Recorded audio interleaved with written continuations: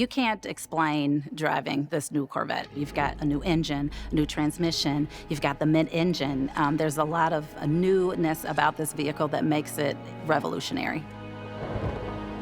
Let's do a once-over of this once-in-a-lifetime vehicle. First, some interior conveniences.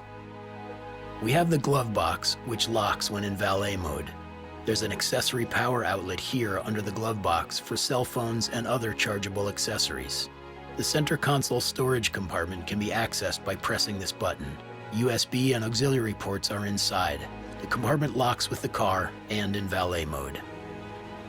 The electric parking brake is located here and can always be activated even if the ignition is off. This is how you use the available lumbar adjustment and bolster adjustment. The available head-up display control is here to the left of the steering wheel. To pair a phone, use the infotainment screen and select the phone icon, then connect phone, add phone. Now, from your phone's Bluetooth settings, select the name of the infotainment screen and follow the instructions. For NFC pairing information and more, see your infotainment system manual. Now for the doors. If you've got your key fob within 3 feet of the door handle, just grip and press the door handle touchpad. If the vehicle has lost battery power, you can open the door manually with the key.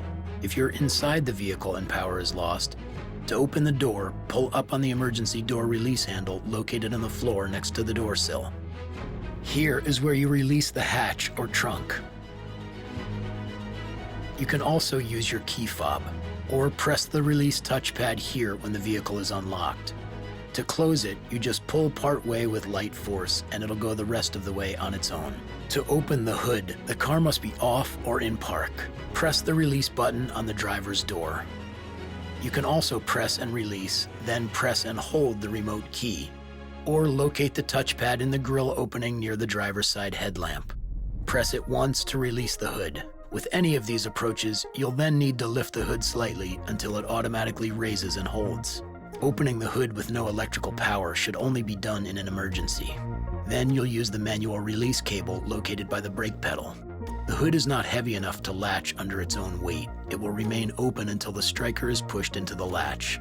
Firmly press down on the front edge of the hood until it clicks twice.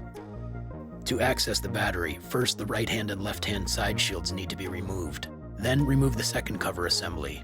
If your Corvette isn't driven weekly or the battery is disconnected or drained, you may want to opt for the battery maintainer package. Just plug it into a standard electrical outlet and then into the underhood accessory power outlet.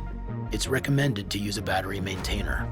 And you just keep that connected while you have your vehicle stored, so there's no worries when you go to start your vehicle after it's been stored for weeks or months, and you can hit the road. But if you don't have one and plan to use your Corvette infrequently, you can remove the negative cable from the battery to keep it from running down. When the battery power is restored, the windows will need to be indexed by cycling them up and holding up for a second. If you ever have a loss of power, see your owner's manual.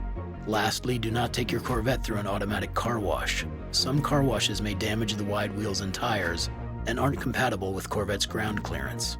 The safest thing to do is to hand wash your brand new baby.